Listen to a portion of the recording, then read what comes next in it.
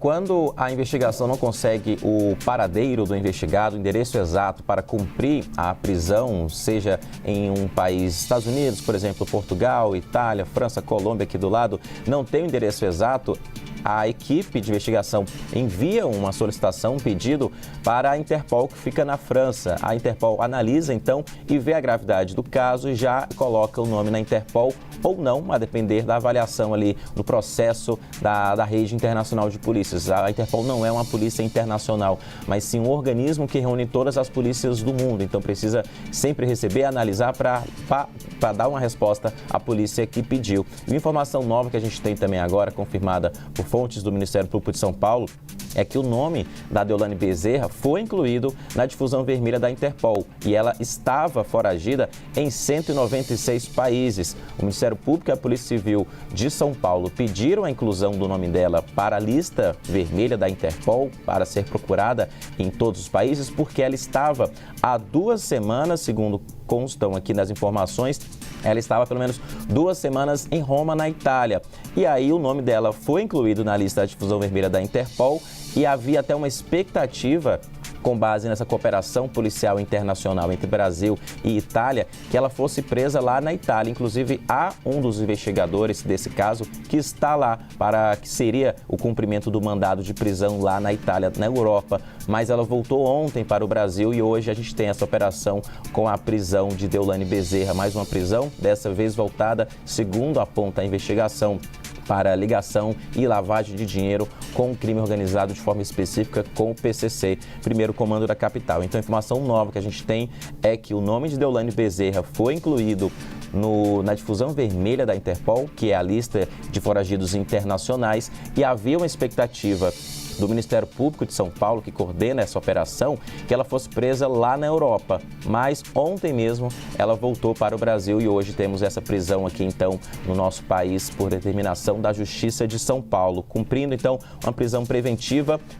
Mas, além dela, tem outros 5 mandados de prisão, como você trouxe muito bem, os números são muito altos, com 327 milhões de reais também bloqueados dos investigados, além de 17 veículos de luxo, 4 imóveis vinculados aos investigados para tentar interromper o fluxo financeiro da cadeia ali, da facção criminosa, segundo aponta o Ministério Público do Estado de São Paulo. Renan?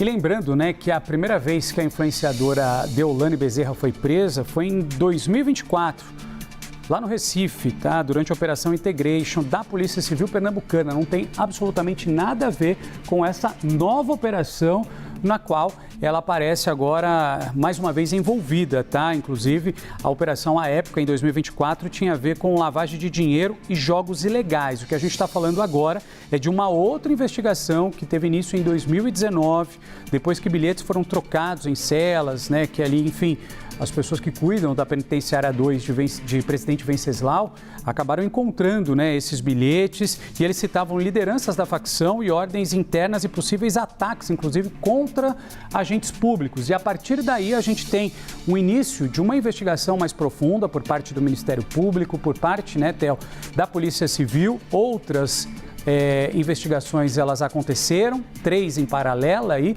e nomes foram surgindo. E a gente está falando da alta cúpula do primeiro comando da capital, por meio da liderança maior, né, que é o Marcola, e agora também o nome da influenciadora, também uma movimentação enorme de dinheiro.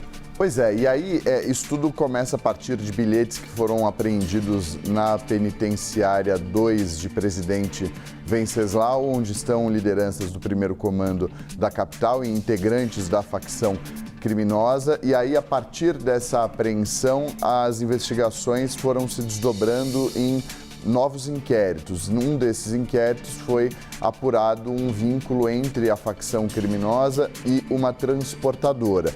O que, a partir da deflagração de uma outra operação, um celular que foi extraído indicou aos investigadores foi o seguinte, que a apuração constatou que a influenciadora possuía estreitos vínculos pessoais e negociais com um dos gestores fantasmas daquela transportadora. Foi a partir desse material, de acordo com a investigação, que nasceu essa operação, terceira etapa da apuração voltada a descortinar um esquema mais amplo de lavagem de dinheiro, ramificações empresariais, patrimoniais e também financeiras. E diz a investigação que a influenciadora passou a ocupar uma posição de destaque no caso em razão das movimentações financeiras, como o Renan mencionou, expressivas, incompatibilidades patrimoniais e indícios também de conexão com integrantes do núcleo de comando da facção criminosa. E é isso que chamou muito a atenção dos investigadores.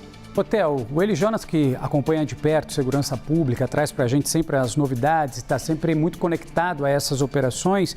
O modus operandi, pelo que a gente acompanha, tudo muito preliminar ainda, mas as informações que vão chegando para a gente, não é muito diferente, né, Eli Jonas, de operações anteriores que a gente já trouxe aqui na CNN Brasil, ou seja, a polícia aponta que as empresas, contas bancárias, patrimônios de alto padrão eram usados, e aí acabam usando a imagem que nem da Deolane, né, para de alguma maneira ludibriar, trazer aí uma aparência de legalidade ao dinheiro que é ilícito, né? Esse rastreamento, inclusive financeiro, acabou identificando a circulação de valores milionários e, mais uma vez, sem lastros, né? E, Renan, é o grande objetivo das facções do Brasil, né? Ganhar dinheiro, ter lucro, crescer patrimônio. Por isso que as investigações sempre focam bastante em identificar o caminho do dinheiro, por onde está indo, quais contas estão sendo usadas ou se não estão sendo usadas.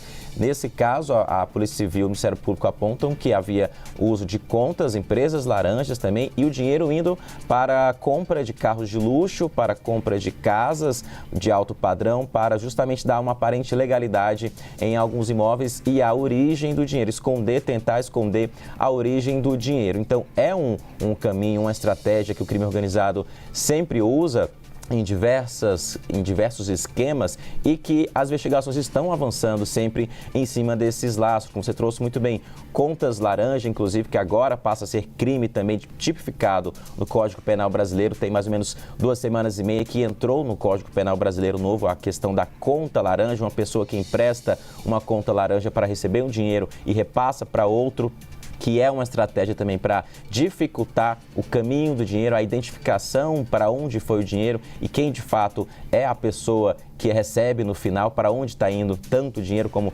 327 milhões de reais, como aponta essa investigação. Mas também um outro ponto é justamente empresas de fachada que para lavar dinheiro, um contrato que tem em determinado local aqui, contrata uma empresa que foi criada para esse esquema e depois esse dinheiro vai para outras pessoas, é um pagamento pulverizado e assim dificulta mais ainda também o rastreio desse dinheiro. A gente tem também agora uma informação nova, Renan, apurada pela Carolina Figueiredo, de São Paulo, dos outros alvos de prisão, nomes além da Deolane Bezerra. Temos então, vamos detalhar. Além da Deolane Bezerra, que já está presa pela apuração da CNN, há o Everton de Souza, que é conhecido como Player também, que seria um operador financeiro. Há o irmão do Marcola, que é o líder do PCC, como apontam as autoridades. Há também Alejandro Camacho, 2 sobrinhos dele, a Paloma Sanches Erbas Camacho, também na mesma família, Leonardo Alexander Ribeiro Erbas Camacho, além do próprio Marcola, que aparece agora na nossa imagem. Então, a Polícia Civil, o Ministério Público avançando sobre a família do líder do PCC, que é o que aparece agora na imagem, na transferência dele para um presídio, uma imagem antiga, quando ele estava ainda no interior de São Paulo. Agora, além, que a gente vê aqui, além da família de Marcola, a única pessoa que não é da família e que tem esse mandado de prisão preventiva cumprido contra ela é justamente a Deolane Bezerra, empresária influenciadora com mais de 20 milhões de seguidores apenas em uma rede social e que é muito conhecida, já participou de reality show também. Você trouxe muito bem que ela foi presa em 2024 em Pernambuco, em uma outra operação que não tem nada a ver com essa investigação de agora, porque essa investigação aponta, segundo as autoridades, que há uma relação, que já houve uma relação desde 2019, que continuou, houve um crescimento de patrimônio dela sem um lastro econômico legítimo e agora ela sendo presa juntamente com outros familiares do Marcola, ela como sendo a única que não é parente do Marcola. Temos então Marcola como alvo de prisão, um primo, 2 sobrinhos e o irmão, além de um operador financeiro que também é conhecido como player, chamado de Everton